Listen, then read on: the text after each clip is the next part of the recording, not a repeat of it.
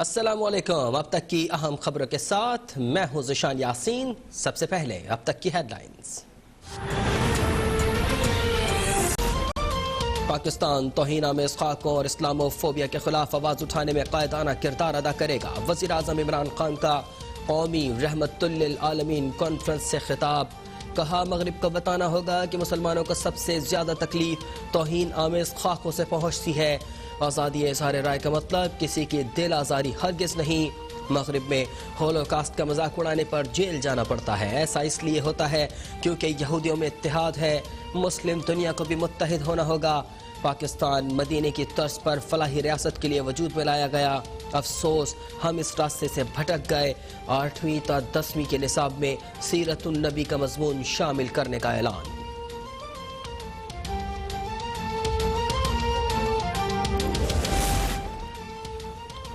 صدر مملکت عارف علوی کی فرانسیسی صدر کے گستاخانہ خاکوں کے بیان کی مذمت۔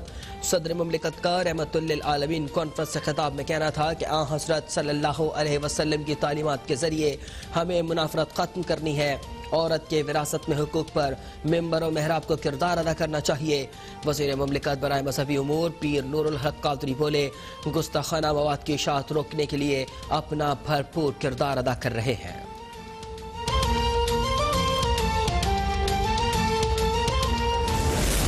Bedru aleyna, ay doğdu üzerimize. کونین آقائے دو جہاں حضرت محمد مصطفیٰ صلی اللہ علیہ وسلم کی ولادت کا جشن آج دنیا بھر میں عید میلاد النبی بھرپور مذہبی جوش و خروش سے منایا جا رہا ہے۔ ملک بھر میں جگہ جگہ میلاد کی بابرکت محافل، فضائیں درود و سلام کی صداؤں سے معطر۔ وفاقی دارالحکومت میں 31، چاروں صوبائی دارالحکومتوں میں 21 توپوں کی سلامی۔ تمام چھوٹے بڑے شہروں میں جلوس رواں دواں۔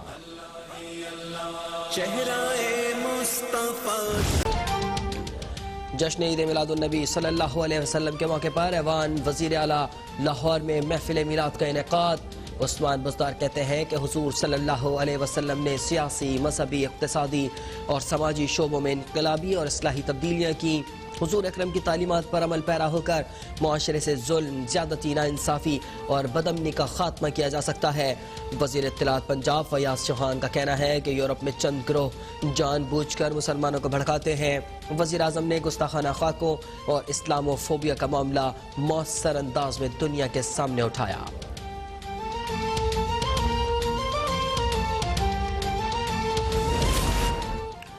وزیر اعظم عمران خان کا پیمز اسپتال اسلام آباد کا اچانک دورہ، ایمرجنسی میں انتظامات اور سہولتوں کا جائزہ۔ وزیر اعظم نے مریضوں کو درپیش مسائل اور اسپتال انتظامیہ کی مشکلات دریافت کیں۔ عوام کو بنیادی سہولیات کی فراہمی مزید بہتر کرنے کی ہدایت۔ وزیر اطلاعات شبلی فراز اور معاون خصوصی برائے صحت ڈاکٹر فیصل سلطان بھی ہمراہ تھے۔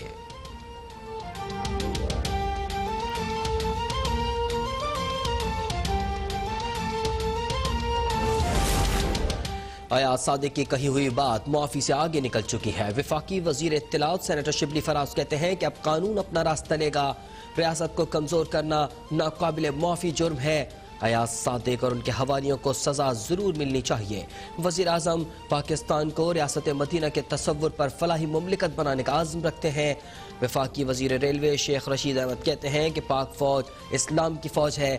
پاک فوج کا دشمن پاکستان اور اسلام کا دشمن ہے۔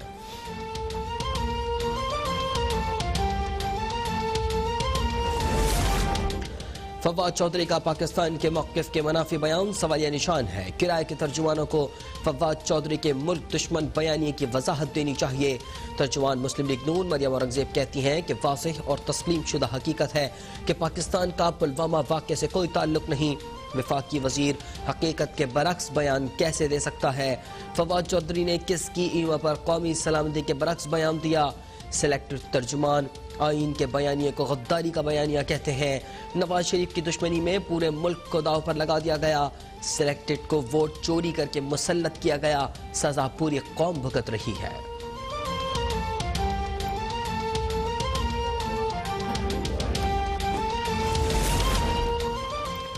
پی ڈی ایم اپنے بیانیے سے پاکستان کو غیر مستحکم کر رہی ہے۔ پاکستان کے خلاف بیان بازی کرنے والوں کو فوری گرفتار کیا جائے۔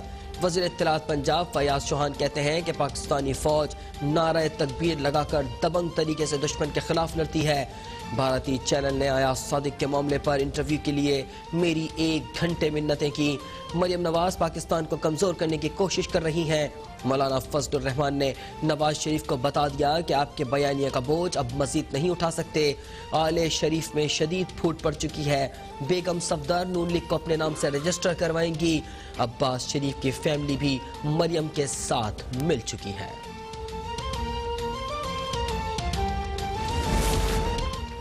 ایاز صادق کا متنازع بیان، لاہور کے شہری نے سول لائنز تھانے میں ایاز صادق کے خلاف مقدمہ درج کرنے کی درخواست دے دی۔ پولیس نے قانونی کارروائی کے لیے درخواست لیگل ڈپارٹمنٹ بھیج دی۔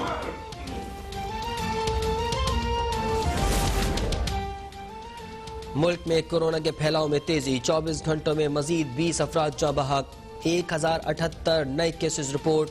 ملک میں کورونا سے مجموعی اموات 6795 ہو گئیں۔ کیسز 3,32,186 تک جا پہنچے۔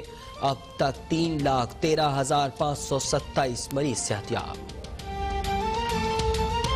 زلزلہ آیا ہے۔ غیر ملکی خبر ایجنسی کے مطابق ریکٹر اسکیل پر زلزلے کی شدت 7.0 ریکارڈ کی گئی ہے۔ زلزلے سے ترک شہر ازمیر میں نقصان کی اطلاعات ہیں۔ یونان اور ترکی میں شدید زلزلہ آیا ہے۔ غیر ملکی خبر ایجنسی کے مطابق ریکٹر اسکیل پر زلزلے کی شدت 7.0 ریکارڈ کی گئی ہے۔ زلزلے سے ترک شہر ازمیر میں نقصان کی اطلاعات ہیں۔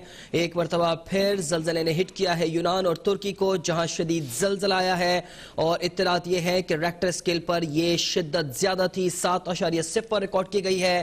ترک شہر ازمیر ہے جس کو زیادہ نقصان پہنچنے کی اطلاعات موصول ہو رہی ہیں۔ یونان اور ترکی ایک مرتبہ پھر لرز اٹھے ہیں۔ غیر ملکی خبر ایجنسی نے بتایا ہے کہ ریکٹر اسکیل پر زلزلے کی شدت 7.0 ریکارڈ کی گئی ہے۔ زلزلے سے ترک شہر ازمیر زیادہ متاثر ہوا ہے، زیادہ نقصانات کی اطلاعات ہیں۔ یونان اور ترکی میں زلزلہ آ گیا ہے۔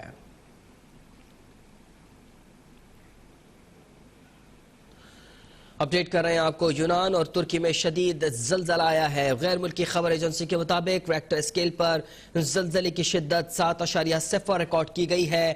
زلزلے سے ترک شہر ازمیر میں نقصان کی اطلاعات ہیں۔ یہ تھیں اب تک کی اہم خبریں۔ خبریں شامل کرتے آپ کو بتائیں کہ وزیراعظم عمران خان نے پی ایمز اسپتال اسلام آباد کا اچانک دورہ کیا ہے۔ اس دوران انہوں نے ایمرجنسی میں انتظامات اور سہولتوں کا جائزہ لیا ہے۔ مزید جانتے بیورو چیف اسلام آباد نسیم صدیقی سے۔ نسیم، اچانک دورہ کیا وزیراعظم نے، اور کون کون ساتھ تھا اور کس طرح کی صورتحال سامنے آئی ہے؟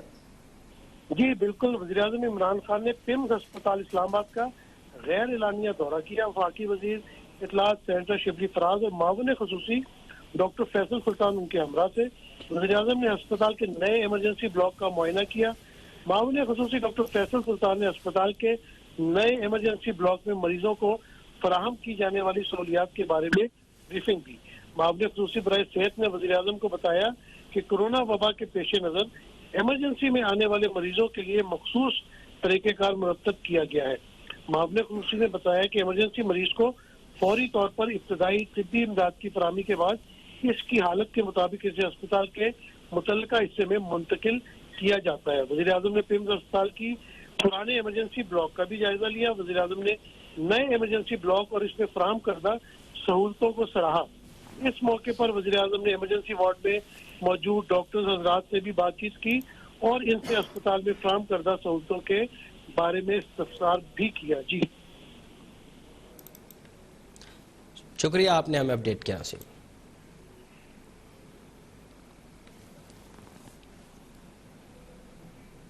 رخ کریں گے کھیل کے میدانوں کا۔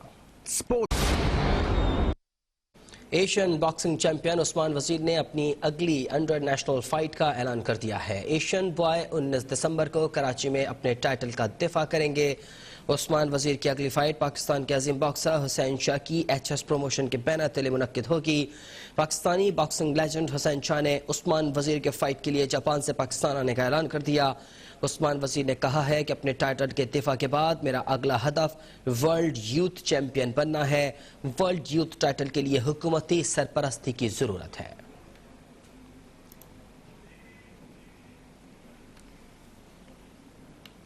اور اب تک میں یہاں وقت ہوا ایک بریک کا۔